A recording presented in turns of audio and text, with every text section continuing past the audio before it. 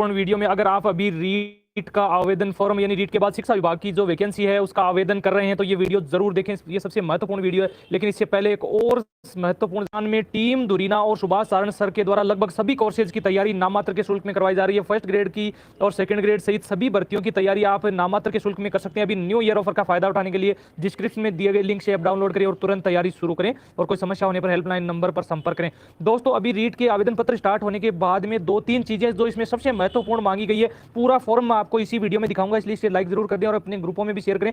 लेकिन इसमें सबसे बड़ी प्रॉब्लम अभी डेट ऑफ एडमिशन को लेकर आ रही है। जो हर एक आपकी क्लास में एडमिशन की तिथि इसमें मांगी गई है, उसका समाधान मैं यहाँ थोड़ा सा देने की कोशिश करूंगा। सबसे पहले आपके सारे स्टेप्स यहाँ देखें तो आवेदन करते समय आपको जो नॉर्मल जानकारी देनी है, यहाँ पर 3-4 तरह की अलग अलग इन्फॉर्मेशन है, इसमें प्रीफरेंस भी सम्मिलित है, इसलिए थोड़ा सा रुककर इस वीडियो को देखें। दोस्तों इसमें सबसे इंपॉर्टेंट बात है कि आपकी जो जनरल इन्फॉर्मेशन वो आप अपने आप भर देंगे, जैसे आवेदक का नाम है और पिता का नाम, जेंडर, माता का नाम, जन्म तिथि, एज जो आपकी 1/1/2023 को हो रही है वो।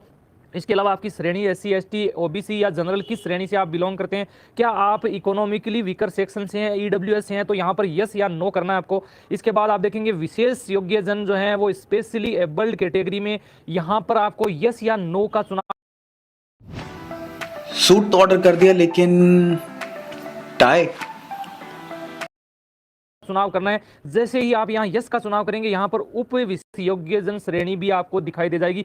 कहने का मतलब है कि हर तरह की श्रेणी आपको सेलेक्ट करनी है, कोई भी एक चीज छोड़नी नहीं है। एक चीज मैं आपको और बता दूं कि कोई भी आपको रॉन्ग इन्फॉर्मेशन यहाँ नहीं भरनी है, क्योंकि किसी भी गलत इन्फॉर्मेशन के लिए आपको आगे इस प्रक्रिया से कभी भी बाहर किया जा सकता है। इसलिए जो कुछ भी है सच सच कहें। यहाँ पर कोई भी समस्या हो तो मुझे डिस्क्रिप्शन में आप कमेंट करके बताएं या फिर मेरे टेलीग्राम पर भी आप मुझे चैट कर सकते हैं। विशेष योग्य जन जो है उनके परसेंटेज सबसे ज्यादा मायने रख रहे हैं, 40% से ज्यादा विकलांगता होनी चाहिए। धर्म आपका जो भी है वो, इसके अलावा विवाहित जो स्थिति है, विवाह की आपकी स्थिति है, मेरिड या अनमेरिड या सिंगल, इसमें अलग अलग ऑप्शन मांगे गए हैं, वो आप देखेंगे। अगर आप मेरिड जैसे ही भरते हैं तो यहाँ पर स्पाउस का नाम यानी जीवन साथी का नाम आएगा। उसके बाद आपके एक से अधिक जीवित पत्नी होने की यहाँ पर यस या नो में जानकारी ली गई है। आप अगर यस कर देंगे तो यहाँ आप लोग निश्चित रूप से अयोग्य हो जाओगे, इसलिए यहाँ पर नो करना है। कहने का मतलब है कि एक शपथ पत्र आपको बाद में देना पड़ेगा, जिसमें ये आपसे लिखवाया जाए कि आपके एक से ज़्यादा जीवित पत्नियां नहीं है। विवाह में किसी दहेज या कुछ और चीज़ें हैं वो भी स्वीकार आपके द्वारा नहीं की जानी चाहिए। ये भी आपका अंडरटेकिंग बाद में दिया जाएगा। कौन कौन से सर्टिफिकेट तैयार करने वो मैंने अलग से वीडियो प्रोवाइड किया है। लेकिन आपके यहाँ पर एक चीज़ और है कि विवाह में किसी एक से व्यक्ति से जिसकी पहले से जीवित पत्नी है तो भी आप अयोग्य हैं। आपने शादी में दहेज स्वीकार किया है तो भी गलत है। तो ये तीनों में आपको नो का विकल्प चुनना है, तीनों में प्रत्येक में नो कहना है।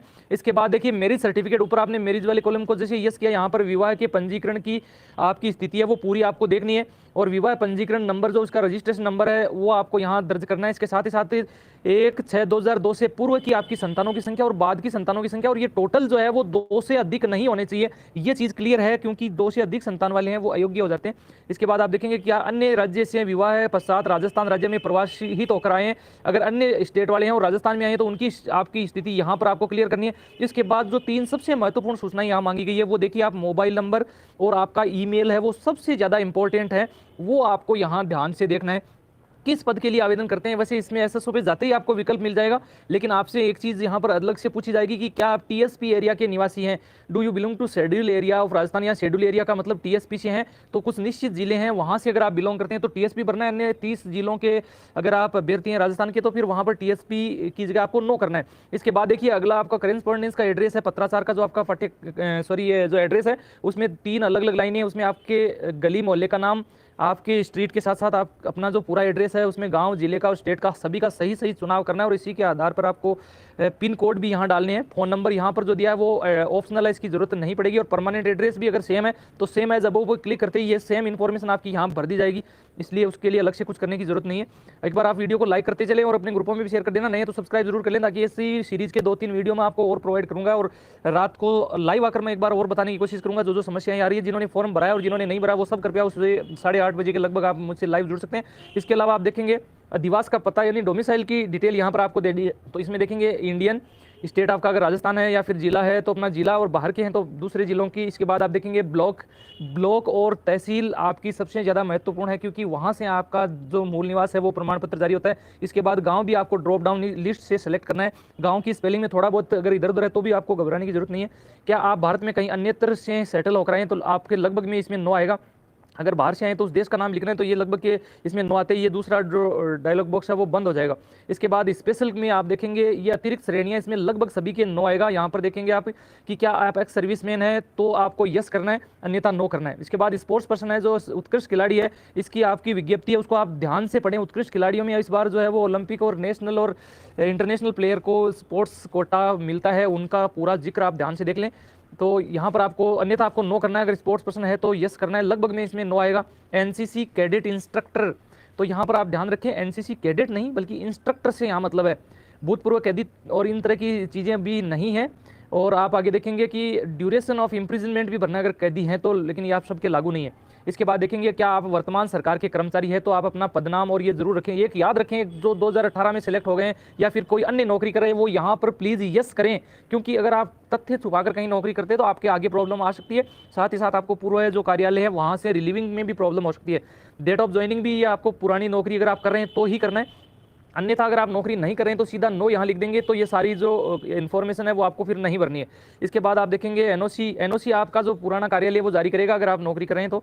क्या आपकी फैमिली इनकम 2.5 लाख रुपए से कम है, ये फीस में रियायत के लिए स्पेशली यहाँ पर मांगा गया, यस या नो। इसमें भी आप बिल्कुल सही सही जानकारी दें। अगर आपकी पारिवारिक आय 2.5 लाख से अधिक है तो फिर इसको यस करना है आपको।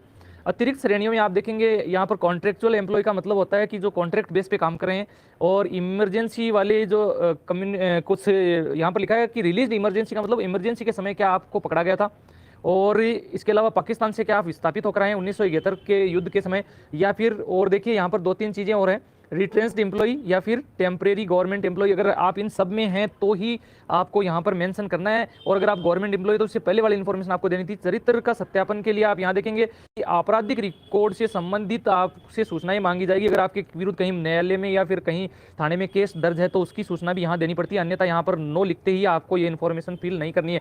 इसके बाद सबसे महत्वपूर्ण होता है एजुकेशनल क्वालिफिकेशन का कॉलम। यहाँ पर इस बार 2-3 चीज़ें नहीं मांगी गई है, मैं आपको दोबारा बता देता हूँ क्या क्या इंपॉर्टेंट चीज़ें हैं। तो आप यहां देखेंगे 3 जगह स्टार लगा हुआ है, सेकेंडरी, सीनियर सेकेंडरी और ग्रेजुएशन की, तीनों की इंफॉर्मेशन आपको फिल करनी है। ग्रेजुएट आप नहीं है तो उसमें नो लिख सकते हैं, लेकिन यहाँ जो फॉर्म है वो ग्रेजुएशन वालों का यानी लेवल 2 का है। यहाँ पर बोर्ड का में आप Rajasthan board of secondary education दोनों में लिखेंगे, अन्य बोर्ड है तो वहाँ, और यहाँ पर यूनिवर्सिटी का नाम। रोल नंबर आपको हर एक साल के देने हैं, इसका रिजल्ट भी आपको बताना है। उत्तीर्ण होने का वर्ष आपको जरूर देना। देखिए यहाँ पर अलग अलग हर साल जो परीक्षा पास की उसका वर्ष के साथ साथ आप यहाँ ड्यूरेशन देखेंगे। 10वीं की जो आपका कोर्स है वो 1 साल का है, इसके साथ 12वीं का 1 साल का, लेकिन ग्रेजुएशन का आप 3 साल का जो है वो यहाँ मेंशन करेंगे। आपके कुल अंक और आपके प्राप्तांक भी आपके पास होनी चाहिए। आप मार्कशीट को साथ लेके बैठिए, इनमें कोई प्रॉब्लम नहीं हो। इसलिए आप जैसे ही यहाँ प्राप्तांक भरेंगे आपका जो परसेंटेज है वो अपने आप आ जाएगा। आप सबसे बड़ी समस्या भी इस वक्त की आ रही है कि डेट ऑफ एडमिशन का क्या करें। तो प्रवेश तिथि को लेकर आप संबंधित संस्था के अलावा आपके पास कोई चारा नहीं है, लेकिन अगर उसकी टीसी है तो आप यहाँ दे सकते हैं। इसी वीडियो में मैं आपको बताता हूँ लास्ट में। पासिंग जो डेट है वो आपकी मार्कशीट में मिल जाएगी, इसलिए इसको लेकर कोई ज़रूरत नहीं है ज़्यादा परेशान होने की। लेकिन पहले वाली चीज़ को हम दोबारा डिस्कस करूँगा इसी वीडियो में आगे। अब यहाँ पर देखेंगे 2 चीज़ें और स्टार वाली है, उनमें एक आपका जो बीएड या बीएसटीसी की जो आपकी डिग्री है वो स्टार वाली दी गई है, और ये आपकी जो इसका डेट ऑफ एडमिशन के अलावा जो फाइनल रिजल्ट डेट है वो भी आपकी 9 फरवरी से पहले की होनी चाहिए। यानी आज जिस समय आवेदन कर रहे हैं उस समय आपके पास ये सारे कागज होने चाहिए। रीट के लिए भी यहाँ देखिए आप पूरा आपको इन्फॉर्मेशन फिल करना है, लेकिन अभी आपके पास सर्टिफिकेट नहीं है तो चिंतित होने की जरूरत नहीं है। अब सर्टिफिकेट यहाँ नहीं मांगा गया, सिर्फ उसके बारे में सूचनाएं मांगी गई है। एडमिशन डेट यहाँ पर आपके एप्लीकेबल नहीं है। इसके अलावा अगर आप कहीं से डिबार हुए तो आप यहाँ पर यस या नो करेंगे, लेकिन आपका शायद कोई प्रॉब्लम ऐसी नहीं होगी तो आप नो क्लिक कर दें। याद रखिए यही फॉर्म आरपीएससी और अन्य भर्तियों के लिए होता है। ये कॉमन एक प्रोफॉर्मा है जिसके बारे में मैं बता रहा हूँ, लेकिन अब एडिशनल इन्फॉर्मेशन आपको ये यहाँ पर क्या क्या प्रोवाइड करनी है। स्नातक के वैकल्पिक विषय आपको तीनों देने हैं। पहला आपका ऑप्शनल, फिर सेकंड ऑप्शनल और फिर थर्ड ऑप्शनल आपको चुनना है। रीट में आपको 2 लैंग्वेज के साथ साथ स्पेशलाइजेशन का सब्जेक्ट भी आपको सेलेक्ट करना है। इसके अलावा आपका जो भाषा का जो स्नातक की पढ़ाई का माध्यम है और इसके साथ साथ पीजी की पढ़ाई का माध्यम है, वो दोनों आपके लिए इंपॉर्टेंट है, कोई भी खाली न छोड़ें। और कृपया जो माध्यम आपकी मार्कशीट में लिखा है इसमें संशोधन करने की जरूरत नहीं है, क्योंकि ये कोई अतिरिक्त सूचना है, लेकिन इसमें गलती होने पर आपकी प्रॉब्लम हो सकती है। परसेंटेज कैलकुलेशन में आप देखेंगे यहाँ रीट का जो है उसका 90% आएगा और ग्रेजुएशन का 10% आएगा, और टोटल मार्क्स यहाँ पर इंडिकेट हो जाएंगे अपने आप वहाँ पर वेरीफाई कर सकते हैं, देख सकते हैं। अगर आपने फॉर्म भरा है तो मुझे थोड़ा सा कमेंट करके बताएं, और नहीं भरा है तो भी। अब देखिए यहाँ पर 4 तरह की इन्फॉर्मेशन अपन देख चुके हैं, basic, personal, qualification and experience. और अब आइडेंटिफिकेशन के बाद अपन प्रीफरेंस भी देखेंगे 30 जिलों की। तो यहाँ पर देखेंगे 2 तरह की चीज़ें आपको इसके अपलोड करनी है, फोटोग्राफ और सिग्नेचर, दोनों 100 KB से कम पहला वाला फोटो 100 KB से कम का, और सिग्नेचर है वो 20 से 50 KB के बीच का होना जरूरी है अगर आप स्वयं आवेदन करें। लेकिन मैं आपसे अनुरोध करूंगा कि जब तक आपके सारे डाउट्स क्लियर नहीं हो तब तक आप फॉर्म न भरें, थोड़ा सा इंतजार करते रहें। और इसके अलावा आप वीडियो को आपने लाइक शेयर कर दिया होगा। नॉन टीएसपी और टीएसपी एरिया के अलग अलग होते हैं, लेकिन टीएसपी के लिए प्रेफरेंस है, नॉन टीएसपी के लिए यहाँ 30 प्रेफरेंस है। पहले आप अपना गृह जिला यहाँ पर सेलेक्ट करेंगे, ये भी ड्रॉप डाउन के हिसाब से आपको यहाँ से सेलेक्ट करना है। जो जिला आप सेलेक्ट कर लेंगे वो फिर दोबारा सेलेक्ट नहीं होगा। और अगर आप मान लीजिए कि 2 नंबर पे अपना पड़ोसी जिला ले रहे हैं, 3 नंबर पे ले रहे हैं, 4 नंबर पे ले रहे हैं, ये चीज़ मैंने पहले भी बताया था कि जो डार्क जोन के जिले हैं उनकी मैंने सूची आपको टेलीग्राम पर प्रोवाइड कर रखी थी। उस डार्क जोन की सूची के जिलों को आप अंत में लें, क्योंकि वहाँ पर फिर आपको आवेदन करने में तो कोई दिक्कत नहीं होगी, लेकिन आपका अगर वहाँ पोस्टिंग हो जाती है तो फिर स्थानांतरण में दिक्कत होगी। ये 30 की 30 प्रेफरेंस आप जरूर भर लें। मैं कल इस पर एक वीडियो ला रहा हूँ जिसमें मैं आपकी पूरी हेल्प करने की कोशिश करूंगा कि किस तरह से आपको ये प्रेफरेंस बननी है। इसके बाद जैसे ही आप सबमिट का बटन दबाएंगे आपको पेमेंट करना है, और ये पेमेंट 60-70 से लेकर 100 रुपये तक के आसपास है, इसलिए इस बार ज़्यादा भुगतान नहीं करना है। अब बात करूँ मैं प्रवेश दिनांक संबंधी आपकी समस्या, उसका समाधान दिखाने के लिए मैंने एक यहाँ पर टीसी की जो स्क्रीनशॉट मैंने ले रखा है उसको देखिए आप। यहाँ पर टीसी में आपकी क्लास के साथ साथ एडमिशन की क्लास और उसमें प्रवेश का डेट भी दे रखा है, और विद्यालय छोड़ने की तिथि और जो टीसी की इश्यू की डेट है वो भी है। तो अगर आपके पास ये टीसी है तो इसमें तो साफ साफ मेंशन कर रखा है प्रवेश पत्र दिनांक। इसके अलावा आप कक्षा 1 से 10 तक एक ही विद्यालय में अध्ययनरत रहे हैं, 1 से 12 में एक ही जगह अध्ययनरत रहे हैं, तो फिर आप एसआर की कॉपी की डिमांड भी अपने संबंधित स्कूल से कर सकते हैं या खुद देख कर आ सकते हैं। एसआर की कॉपी में हर साल की आपकी पढ़ाई का पूरा डिटेल्ड विवरण होता है। बाकी इस फॉरम से रिलेटेड कोई और समस्या हो तो आप मुझे कमेंट करके जरूर बताएं। वीडियो काफी लंबा हो गया है, आप लोगों ने इतना लंबे समय तक वॉच किया उसके लिए तो धन्यवाद। और जो भी समस्याएं हैं वो कृपया यहाँ पर भी कमेंट कर सकते हैं, और मुझसे आप टेलीग्राम जुड़ जाएं, वहां पर मैं सारी इंफॉर्मेशन लगातार अपडेट कर रहा हूँ। चैनल को सब्सक्राइब आप जरूर कर लेना ताकि आगे की अपडेट्स आपके पास समय पर मिलती रहे। धन्यवाद।